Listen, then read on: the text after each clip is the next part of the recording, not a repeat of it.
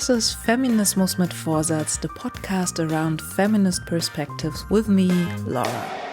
If you don't know the podcast because you don't speak German, and while this is the very first English episode, let me introduce myself. My name is Laura Vorsatz. I'm from Berlin. I just turned 32 years, and for about 4 years now, I'm documenting my very own journey into a feminist perspective in this podcast. The reason? I discovered feminism in my mid-20s, and I think that's quite late for such a beautiful and world-changing movement.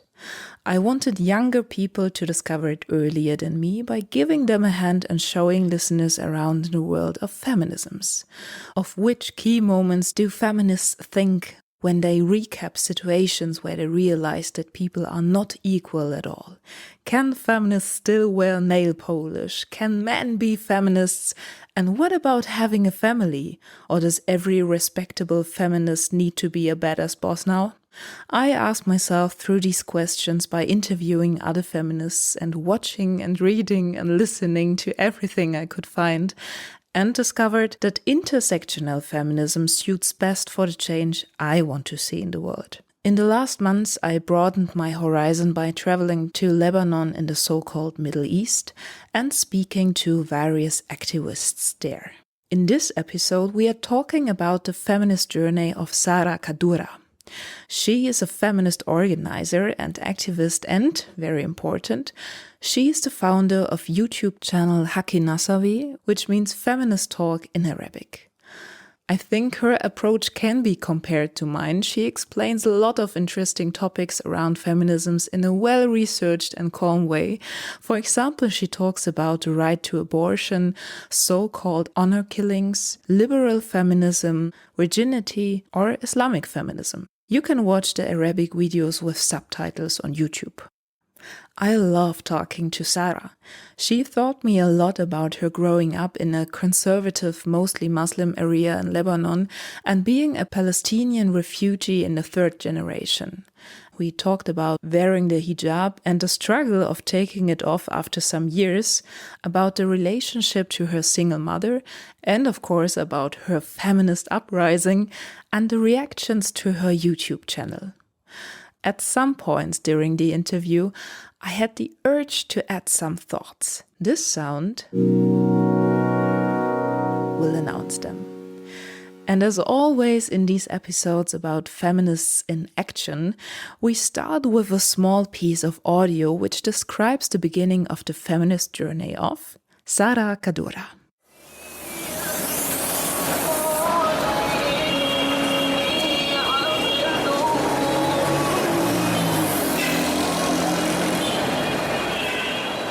So when it comes to your feminist journey, why does it start with the sound of a busy street? I think for me, it's because I was raised by a single mom, and I remember what it was like being raised by a woman who also did not fit society's standards of what a respectable housewife and widow particularly. So I was raised with this model of a mother who, when walking the street, would sometimes hear people talking about her because she had a sense of mobility and freedom that widows are not expected to have, especially as a woman who was already married. Now people would look at her as if, she was respected, part of a family, and now she doesn't have that anymore, so she needs to be more conservative. She needs to be a strong mother in a patriarchal sense, and all her worries and dreams should be around her children without having a life of her own. So that's what I remember, walking with my mother as a child, or just knowing that when my mother walked the streets, some people look at her because she doesn't fit that model in their head. Dear listeners, if the sound seems to be awkward from time to time, I'm very sorry, but actually this is the overwhelming outcome of an audio rescue situation. Because apart from doing this in English the first time, I did what every good podcaster must do in their career. During the interview, I forgot to push the record button. Most of what you hear is the magic of an artificial intelligence tool which optimized the backup on my smartphone as good as possible. So thanks to AI, and back to the conversation with Sarah. And can you tell me more about this context where you grew up? So where are these streets we heard? So I grew up in a conservative city that feels like a town. It's called Saida. It's in South Lebanon. There's some kind of dominance that some religious groups have in there. They also work as like surveillance groups. And something happened recently, a few days ago, where a woman and her partner were sunbathing on the beach in Saida, and she was wearing a bathing suit, and she was harassed by a couple of religious figures who told her, this is not how we do things in Saida, you should go to your city, whatever. And she was like, I'm from this city, and I come here every day or every weekend. And so this resulted in like a discussion and debate and issue about what women get to do in these spaces and who owns these public spaces. So eventually the religious, I don't know what to call them, I think they were sheikhs. Eventually they were put in their place because a lot of people want to change the city and want to make it more secular and more accepting of different cultures and different religious backgrounds. So growing up in that city had a lot of impact on me because I felt watched. Like the neighborhood is a space where a lot of men and teenage boys find themselves spending the most time in. Like the street is theirs to an extent. And I used to play when I was a child in the street, playing tennis or different games with other kids. But when you reach a certain age, you do not do that anymore because this like public space is not yours to claim. And so I felt this sense of guardianship when I went out with friends. Some of my friends were boys. Teen boys from the neighborhood would tell my brothers, oh, I saw your sister hugging a male friend. And my brothers would also, come back to me and tell me, you embarrassed us, so this is not acceptable here. And I remember in particular an incident where we had this stupid event. It was taking place in different cities in Lebanon, and it was a free hugs event that was trendy at the time. We were holding free hug signs, and it's kids trying to do something fun and connect with the other cities in Lebanon. And after that event, a lot of people reached out, a lot of people hugged us, but we had fun. And then later in the day, a religious group releases a statement that we've seen this happening, and these are not our morals, and we do not accept this kind of perverted behavior. This is not the image of our city. And I remember I was so terrified. I was 15 or 16 thinking that I participated in this very innocent event, and it led to a statement that was threatening in tone. So I was terrified for a week after. Nothing happened eventually, but the fact that these things happen and these people feel like they own these spaces and can tell people what to do and what not to do is terrifying. I also felt watched in terms of writing my opinions on Facebook or other social media, because also people would send screenshots to my mom or my uncles or whatever if I, for example, posted something about, LGBTQ issues. That was still very controversial when I was growing up. Hopefully these things are changing, but this is like the context that I grew up in. And so one of my biggest dreams growing up is just to move to the capital, even if, I had friends that I loved in the city and I had my family and I wanted to be connected to the city, but I felt like the city is not providing that connection because I either had to fit within a specific mold of what a good girl is within this environment, or break away from this mold and kind of accept the consequences. You told that you already posted about LGBTQ rights, for example, when you were living in Saida. How did you discover this other world, I would say? So I would say I grew up on the internet. It was at that time, maybe from grade 9, the internet was already available. And so I spent a lot of time with myself in my room discovering things over the internet. We had Tumblr at some point, which was, the big thing. And I think that's where I learned a lot about sexuality and feminism and so on. And it was fascinating at first, but I didn't understand why it was so demonized. And why people have to suffer consequences of their sexuality or gender identity. And it was an interesting thing because also being exposed to that on the internet allowed me to kind of be able to have those discussions with my mother as well growing up. And I think she also changed in terms of her opinion about these things and understanding of what it means to be LGBTQ or what sexuality is and diversity and sexuality and gender.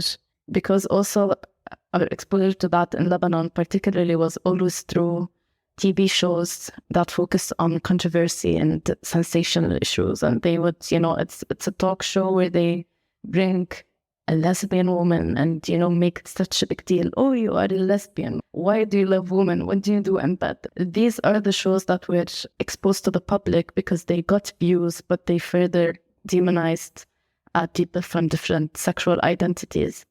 And at the same time, they opened the space for, people watching at home to have discussions about them. And I made use of that to have discussion with my mother and brothers to kind of try to challenge different things about their opinion and what they grew up with. Talking about your mother, it reminds me that usually I ask my interviewees about a question I should ask the next interviewee. And the last one, she's a feminist from Germany, Theresa Bücker. She asked, how do you see the generation of your mother and what do you wish your mother's generation had done? What do you think about that? It's a lovely question. Growing up, I had a lot of internal conversations and struggles with myself regarding my relationship with my mother, because at the beginning, I used to blame her a lot for how society treated her. I wanted her to be proper. I wanted her to fit this mold so that I don't have to go through that. I don't have to hear bad things about her. And I don't have to be the child or the daughter of this woman who a lot of people viewed negatively.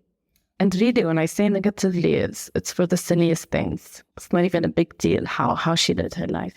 You need to be all about family. You shouldn't be, seen in public engaging with men who are not directly your family, or laughing or marrying. Again, she also got married years after my father passed. That also puts a lot of widows in a very sensitive place with society because they want the widow to be only dedicated to her children.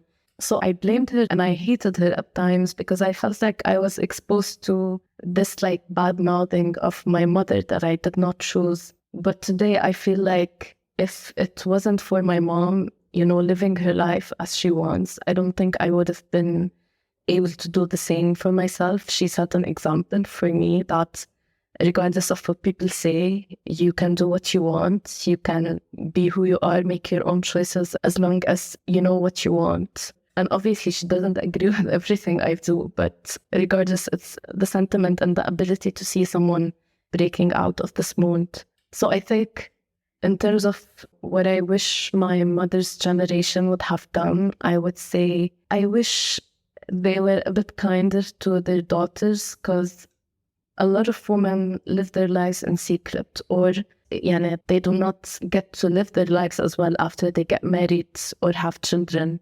And even though they feel these things are unfair, not being able to, do what they want.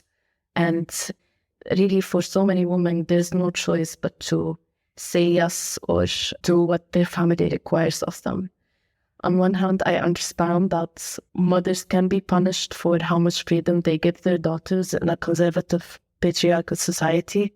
On the other hand, I just wish more mothers were kinder and accepting of their daughters, and at least even in a sneaky way provided some space for their daughters to be themselves. Because I think they either fear the consequences of being bad mothers according to society, or they simply fear that they would lose whatever protection they get from being in line with patriarchy. Because when you're in line with patriarchy, you get a sense of security and protection from the men in your life. Otherwise, you feel like you are weak or exposed to blame and punishment and so on. So I think that's one thing I would wish that my mother's generation managed to do. You're talking about patriarchy, but of course, Saida is also a religious, conservative city or town. How did this interfere in your growing up? I was pretty religious when I was growing up for maybe until my 13th or 14th years.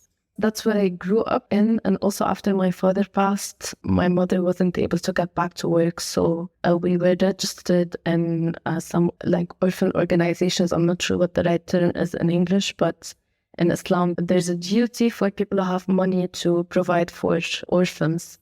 Part of it includes having activities for children. I used to do theater in one of the organizations, and other places it was more about being involved in like receiving lectures or workshops that were religious in nature, or what it means to be like a good person, or what it means to have a good lifestyle in accordance with Islam.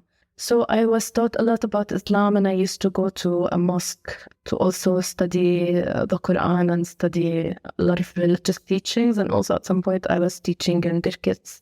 So I had a lot of faith growing up, and then I started struggling with that in the middle of my teenage years, because I started feeling that there's a falling out between what I started believing in and the ideas I was getting exposed to and the questions that I had about life. On one hand, and the religious teaching that I was receiving on the other, because what I was receiving was pretty strict and not accepting of a lot of things. And it taught me how to be a girl or a woman in a way that I did not feel comfortable with. So I was asking no questions. I was asking my mother. I was asking the religious teachers in the organizations. I was asking at my school. And I was included in discussions online with other people from different cultures as well. So I started losing faith when I wasn't finding answers that I felt were sufficient or I felt made sense. And I also wear the hijab when I was younger, and I wore it by choice. I really wanted to wear it. A lot of women and girls around me wore it, and I thought it's pretty, and I also wanted to be closer to God. But then I realized at some point I cannot take it off. I did not have the same choice. I had the choice to put it on, but when it came to taking it off, I wasn't allowed for a while. I was told, you made this decision, you need to stick with it, even though I was a young teenager when I made this decision. So I felt stuck in something that I didn't want. If I had the faith, this would not mean anything to me. I would be able to live my life. But when I was losing my faith, it felt like a prison.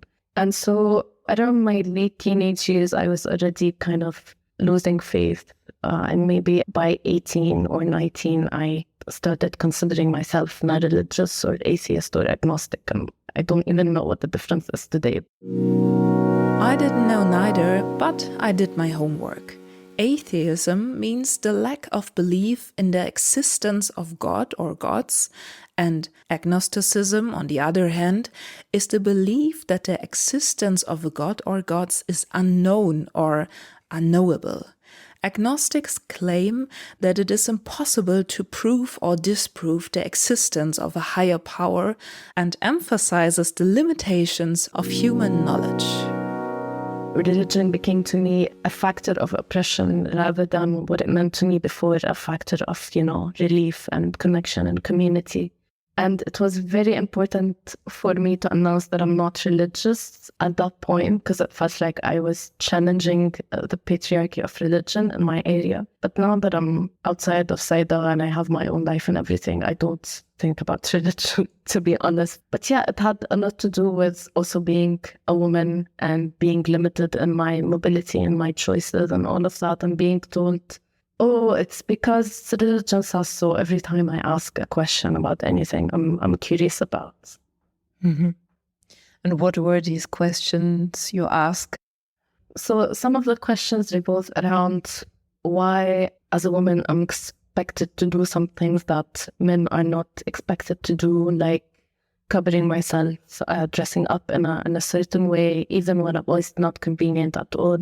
In the heat or whatever, it just didn't make sense to me that it was a requirement.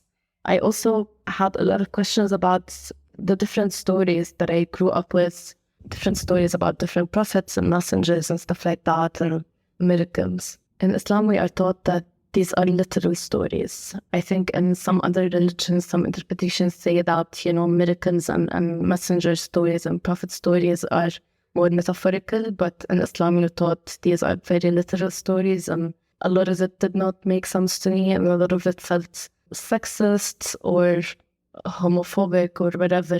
And it was also who had power today in terms of religious teachings. Women were always followers and not interpreters and scholars of their own, and who had power in the mosque or in religious platforms were always men. And so I also felt very uncomfortable with that, and I didn't understand why this discrimination existed, within a religion that was based, according to what I learned, on justice and equality and mercy. And also about, just having no space to have a personal relationship with God without abiding by all these rules that in many places felt oppressive to me. I felt like I can have that personal relationship.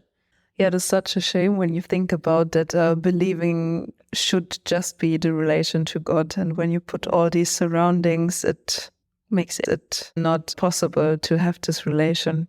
So before you talked about influences via the internet, for example, Tumblr, blogs, do you have some examples for me from the internet, or maybe also people or locations that influenced you and on your feminist journey? As a late teenager, there was a girl who started doing vlogs. She was Jordanian, and she started posting videos of herself talking about harassment and talking about different forms of discrimination against women. I honestly do not remember her name, but I remember being very taken back by her because I felt, this girl is very courageous. I know Jordanian society is also very conservative, but this girl is posting herself online and talking in a very, she was angry, but also she was poised. And she was saying all the things that I was thinking about, and she was pissing off men in the comments, and that felt very liberating because the Arabic-speaking internet particularly was also a space and a platform for a lot of men, mainly, they took up a lot of space online. And so I felt very fascinated by this girl, and I wanted to be like her. I wanted to be like her at some point and be brave enough to exist online, regardless of like all the online harassment that she was receiving. And when I got a scholarship, I went to a university that had, I think, the biggest library in Lebanon at LEU. And suddenly I had access to all these books and all these, classes that were very critical. And I wouldn't have had this opportunity if I did not get a scholarship. I would have probably been still stuck inside it. But I came to Beirut, and suddenly all these professors were asking us very critical questions, and we were having discussions that I wouldn't have had in any other place, particularly because I was studying social sciences. And I and two of my friends co-founded a club called Intersectional Feminist Club. And we used to do like some panel discussions and events and stuff like that, and meet and greet and talking about like what feminism means to each of us. And that was my introduction to the feminist scene in Lebanon and feminist organizing. And from there, I started joining different groups and being more active in a, grassroots way rather than just reading and being exposed to things as a recipient. Was that also the first time where you called yourself a feminist? I think I started calling myself a feminist after I learned about this term online. Even though I didn't exactly know what that means or different schools or whatever, to me it meant that I recognize that there's oppression and discrimination, and I do not accept it, and I want liberation and freedom for women. And it's a simple definition, but it resonated a lot with the anger that I felt at the time and that I still feel. It also sounds like it that you already had an intersectional perspective on it from the very first beginning when you were saying it's the fight against any oppression. I'd hope so. Yeah, because when you're saying this club is about intersectionality, it's really like, oh, wow, okay, interesting already. Because, I don't know, for me, intersectional feminism was not the first feminism I discovered. Yeah, that's true. At the time, it was starting to become a more mainstream word, or people were starting to use it more often. And when we started the club, we also were from different backgrounds. I am a Palestinian refugee in Lebanon, and so I am discriminated against by law, whether it's labor law or political laws and whatnot. And the two other friends were also discriminated against in terms of their gender or sexuality. And so we came together from a place where we already understood how different identities or different systems intersect in our oppression. And the fact that I'm a woman means I am discriminated against, but also that I'm a refugee. It's a double kind of oppression and similarity to my friends. So we came from a place that was also very real and very raw because that was our experience. And we found the answer to that in intersectional feminism. Yeah, makes sense. But can you enlighten me? What are the discriminations in Lebanon against refugees? It's a very funny thing because I'm a third generation refugee, which sounds ridiculous. Yeah. But both my grandparents were evicted from Palestine in 1948. Palestine in 1948. What happened? Palestinians call it Nakba, which is an Arabic word that translates to catastrophe or disaster. It refers to the events during the 1948 Arab-Israeli War from the Palestinian perspective. So the Nakba describes the displacement, the dispossession and the suffering of the Palestinian Arab population during and following the founding of the State of Israel. So Sarah's grandparents were forced to flee or were expelled from their homes and lands, like around 7,000 other Palestinians who became refugees looking for refuge in neighboring countries, for example in Lebanon. I learned about this term, the Nakba, to be honest, quite recently, as in Germany I was more exposed to the Israeli side of the story. So if you never heard about Nakba, you are not alone. But I think it's always better not to only know about one perspective. There's a lot of conflict around citizenship in Lebanon and in other places for refugees. So Palestinian refugees who came from Palestine were put in camps in different places, and they were not allowed to get a citizenship in Lebanon because there's the scapegoat of you will return to Palestine one day, so we're not going to give you rights or recognition here. And so this refugee identity just passes through generations. So I didn't grow up in a camp, but both of my parents did, and my grandparents lived in camps.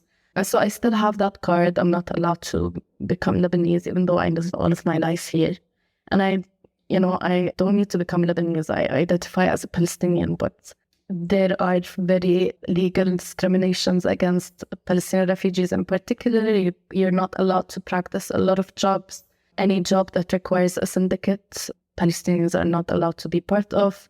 So that means, doctors, engineers, pharmacists, whatever. It's a long list. And also, obviously, politically, we're not allowed to vote. Or we don't have any right to political participation. We cannot own property. And there's generally the discourse against refugees, and now also with Syrian refugees as well. There's a lot of xenophobia. And when it comes to financial crisis, for example, the economic crisis in Lebanon, the ruling system always blames the influx of refugees for that.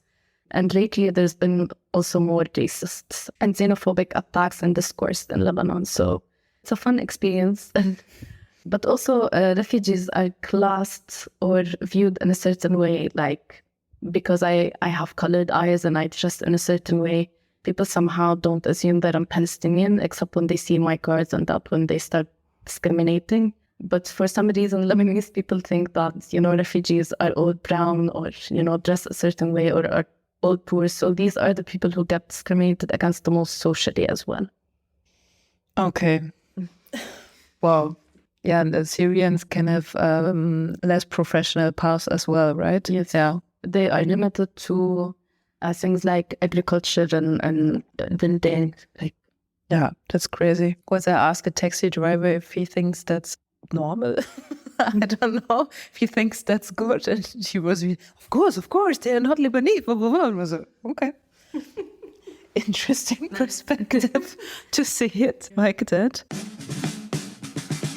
On a quick note, the podcast lives with you and you and you as listeners and can only continue to exist and spread its message if you help. For example, you can now rate a podcast in your podcast app, recommend it via Messenger or social media to your friends and family, or support it financially via PayPal, direct bank transfer, or a membership on Steady. As always, you can find the links in the show notes. Also, I'd like to announce that the shop where you can buy Feminismusmitvorsatz socks in black, white and violet is available again. Check it out on iraklebt.de. I have a little, game is maybe exaggerated to call it like this, but let's say experiment where I give you like the first part of a sentence and you fill the rest. Okay. So the game is called The Last Time. Okay. And the aim is to remember situations where you felt like this the last time. Okay, so I'm starting with the last time I was thinking, others have the same struggle like me was when? I would say yesterday. We were talking about therapy, and we were talking about what it's like as women who work specifically within women's rights organizations, who we have our own struggles with oppression, but also we're working on them from a professionalized kind of way. And that really complicates the relationship you have with work. But we don't have a lot of choice throughout the economic crisis. We don't have a lot of choice of where we can start over, because I think for us women who especially were activists in the first place and were feminists in the first place, we got stuck in a place where everything we wanted to work on relates to the patriarchy and the oppression of women, while, let's say, people who were not struggling with that specifically had the space and energy and the luxury of exploring other professions. So yeah, I think obviously this affects our mental health and burnout and relationship to work and stuff like that. Mm-hmm. The last time an angry feminist I was when? I feel like it was recent. It's so hard to remember because of how often that happens.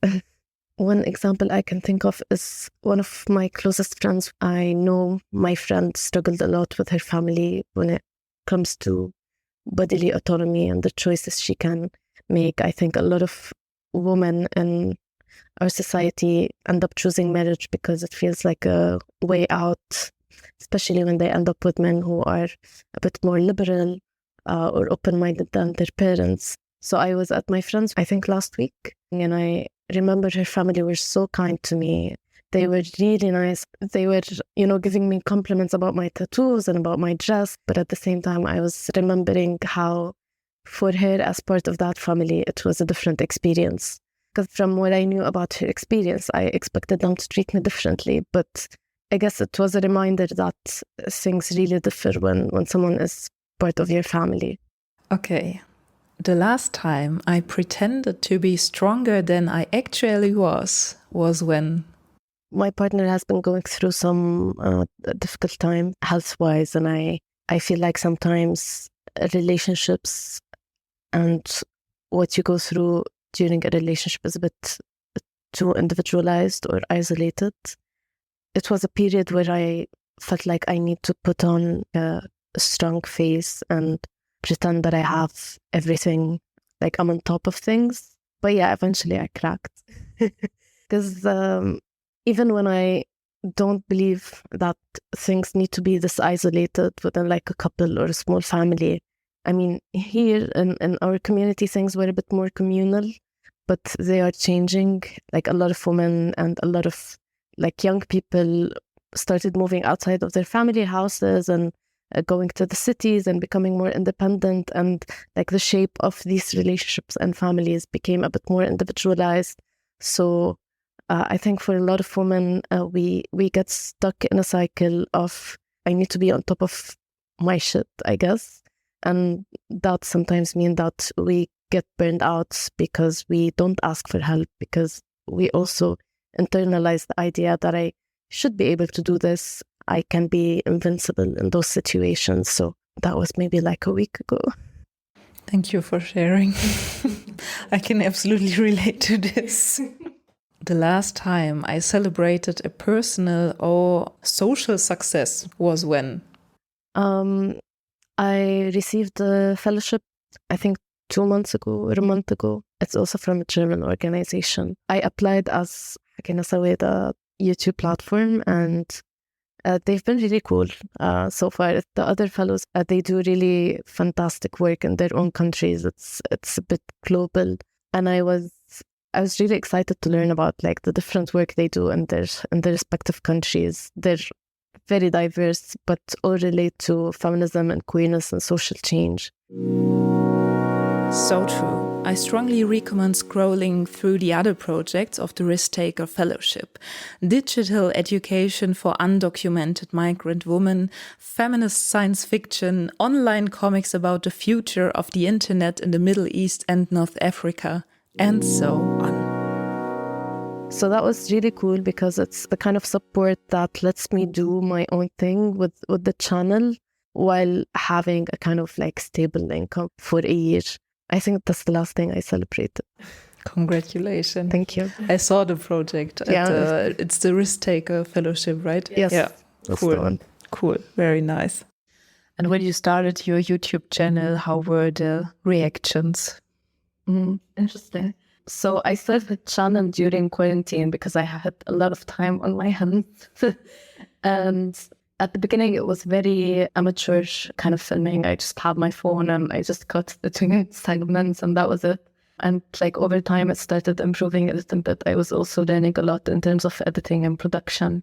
But in terms of reaction, it's really like a lot of people loved it from the beginning, and mainly people who identified as feminists.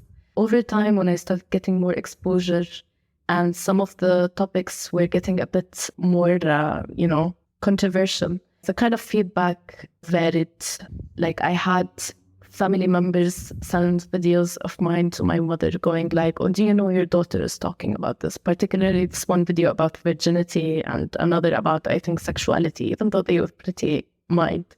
But this pattern of people sending videos, particularly like family members to my mom, was very annoying. It wasn't a reaction I wanted because like, if you want to complain about this, talk to me directly. Why do you need to put my mom in the middle and make her feel bad? It's the same thing again, you're a bad mother because you allowed your daughter to do this and that. So I think those were my least favorite reactions. And there was one on also Islamic feminism. And these videos are very tricky for people who are not exposed to these ideas. So they got traction from a lot of people that do not necessarily view my videos. And a lot of the comments were, harassing and just, calling me a whore or, a bad person trying to influence other girls and ruin society and stuff like that. But these are expected reactions. And honestly, today, I don't really care for these comments. I don't think they affect me the same at all. But to me, the reactions are overwhelmingly positive. Could you bring me back to the situation or to the discussions around the video about Islamic feminism? What were the questions the audience had, or what was the problem, or maybe even the positive side? Maybe there were also people who just discovered that there's something like Islamic feminism. So I think this happens with, I would say, a lot of different belief systems, that there's openness to reform in different ways. But when it comes to, let's say, women or sexual and gender minorities, it becomes difficult, or it becomes more open to, not open to discussion, actually more open to criticism and negativity. And it's the same case with Islamic feminism. There's been a lot of thinkers and sociologists who are Muslim, are women in majority, and are also feminists or human or women rights defenders. And they saw the chance to reform, and others also saw the chance to delve more into history and interpretations of religious beliefs and traditions to kind of contextualize them, especially when it comes to teachings around women and women's rights. And there's brilliant work done by those thinkers. Specifically, my favorite is Fatima Bernisi. She's Moroccan, and she did really amazing work on reinterpreting different stories and also a collection of stories and oral history from Muslim history that is usually, kept under the surface. Islamic feminists argued that Islam as a religion actually supports justice, compassion, and equality. Maybe that's as surprising for you as it was for me. Why? Because throughout history, traditional Islamic texts were mostly interpreted by men in the context of patriarchy. This, and of course conservative culture, overshadowed what Islam could actually be. By reinterpreting these traditional Islamic texts through a feminist lens, gender equality can be lived within the context of Islam. Fatima Mernissi was one of the most important voices of modern Islamic feminism.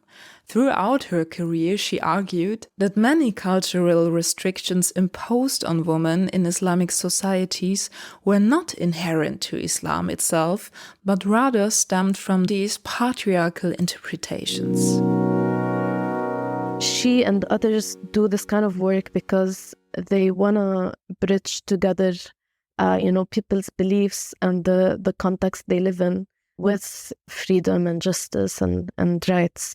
And these studies or these works of reinterpretation do not come out of the blue. They are very well done. And reading them for the first time and being introduced to this word was very fascinating and groundbreaking for me, because I did not think that was possible. I always felt like I need to be not religious or atheist or whatever to be feminist, and I still am, but I feel like a lot of people who have a lot of faith end up feeling like they need to let go of one identity or the other to live peacefully or be accepted within one community or the other. So I think this work is important, and I think it's also important because it challenges notions that we've grown to accept.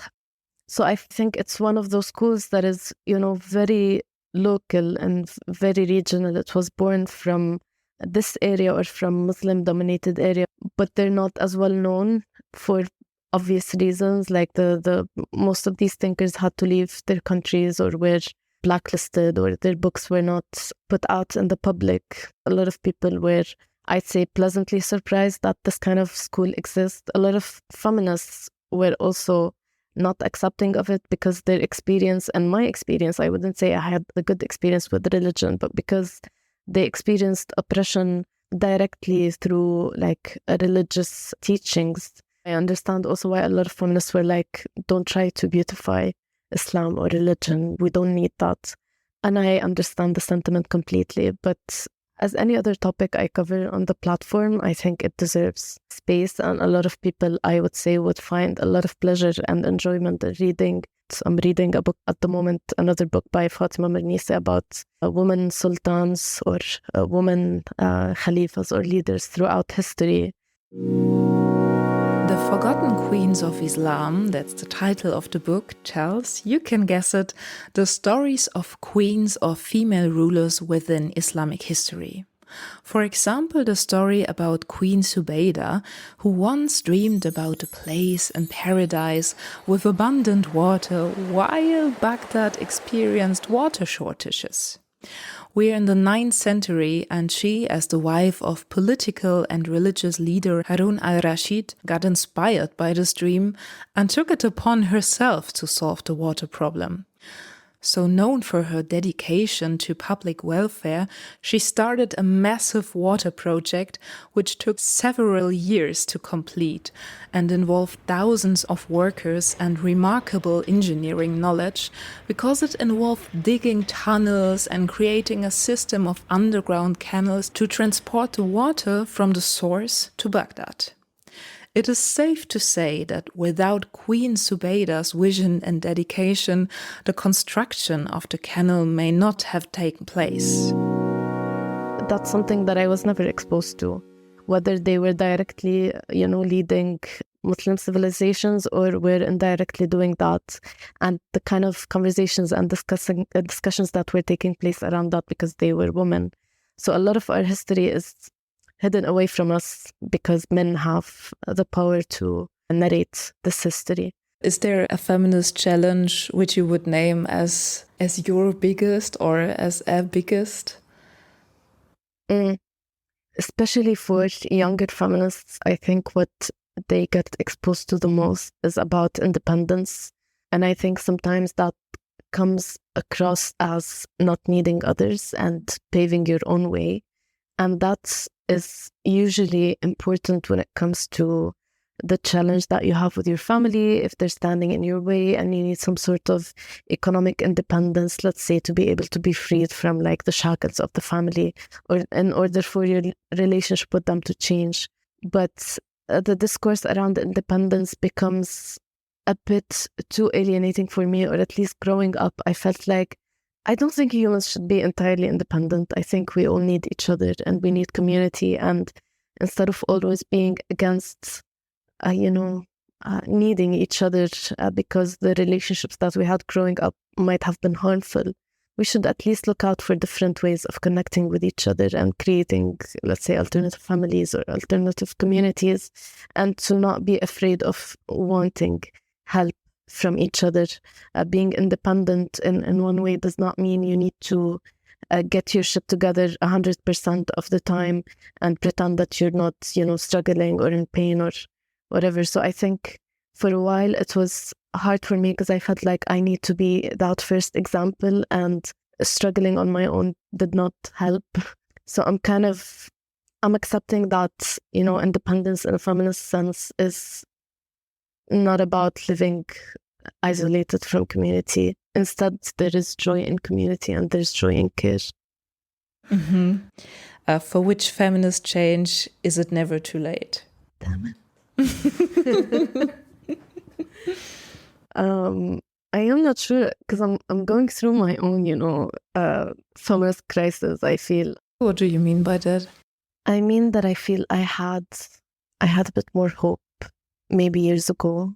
I feel like this relates to the context in Lebanon in specific, because before the crisis, there were more feminist spaces to be part of and spaces to also meet other feminists and other people who work on social justice and social change. And that's been kind of absent in the last few years since the crisis. It feels like those spaces don't exist anymore. So it's hard to imagine a feminist movement in Lebanon at the moment for me, because most things exist online, which was fine when it was complemented with also action on the ground. So I'm going through that crisis of feeling like this migration to online spaces is not as beneficial as we thought it would be. Instead, it becomes like a social media kind of movement that I feel is very limited. So this absence left a lot of space for having reflections on what was going wrong and what was going right. So this makes me feel like what is missing when a movement crumbles, immediately when you don't have the physical space. What is missing? What have we not predicted, or how were we not equipped? Of course, things weren't predictable, but it's not good to blame ourselves. But at the same time, it feels like we're starting all over again, and it feels like younger generations also are coming into a space that feels empty and are also starting all over again, which feels like, shit, this is exhausting. But yeah, I used to find this strange when I was younger, but now I understand it a bit more, that I feel like it shouldn't be too late to have cross-generational conversation around feminism, what has been done, what has been tried, what have we learned, and stuff like that, in order to be able to move forward without, repeating the same mistakes or patterns in Lebanon specifically. And when you focus on your own projects, what will the future bring? Hopefully, I'll have a bit more motivation to keep doing things. I think even though I started the channel with quarantine, by the end of it, let's say, and by last year even, I felt depleted as well, because I started it because I was inspired and I felt like there's a lot to talk about. And there's been 2 years of feeling, where's everyone? I'm not being inspired by anything. I'm kind of forcing myself to do this work. So I hope I get that excitement again, because I don't want to feel like I'm doing this to stay relevant. I want to feel like I'm doing this because, I'm seeing things and I'm being inspired, and I feel like I'm having great conversations and I want to put them out there, and I'm learning from actual experience rather than reading up in my room alone and trying to, convey things. So yeah, I'm hoping to get that excitement back, and I'm kind of working on it. And I hope I reach a place where I feel like I've covered what I wanted to cover. I've created an archive of information and knowledge for people to look back at and to learn from. I think that's one of the most important goals for me. So yeah, I would say that's it mainly. I hope it helps when I say that you already did a huge archive. I mean, and of course with the subtitles, you can watch it everywhere. So maybe you have to concentrate a little bit more. I have to admit, it needs some focus to follow, but it's possible. Okay, so my last question would be, which question should I ask the next guest? I guess my question would be, in your context, in your country, within your movement, what is the form of organizing that you feel is very important to start or to focus on? Because I think this is a question here right now, like with the ending of a lot of different groups. So I'd be interested to know what someone else in a different, context feels is the perfect present mode of organizing, what the world needs right now, what the country needs right now. Can you explain a little bit more what you mean by organizing? Like if you were to create a group, a feminist group right now, what kind of group would you be creating? What kind of things would you be focusing on? What do you feel the country needs right now from you as feminists? So yeah, for example, here I would say something that has to do with relating feminism to also livelihood, like parties or groups that used to provide, let's say, kitchens for the homeless, whatever, relating, the theory to everyday struggles of people. I feel like it's needed right now because there's crisis. And if it's a guest in the context here? Of course, yeah. Yeah, okay. Thank you very much. Thank you. It was a lovely conversation. I enjoyed the questions. That's nice. That's it. Thanks to Sarah Kaddoura, thanks to AI, which rescued the audio, and thank you for listening. Don't forget to support my work through donations, sending love letters, rating the podcast on Spotify or Apple Podcast, or following me on Instagram. Feminismusmitvorsatz podcast is the name of the channel. The next episode will be in German again. I'm going to speak with Maximiliane Hecke from my favorite podcast Feuer und Brot about our pregnancies. Quite exciting, at least for us, so stay tuned. I remain, as always, with feministisch vorsätzlichen Grüßen, which is hard to translate. Intentional feminist greetings? Well, stay rebellious. Bye und tschüss.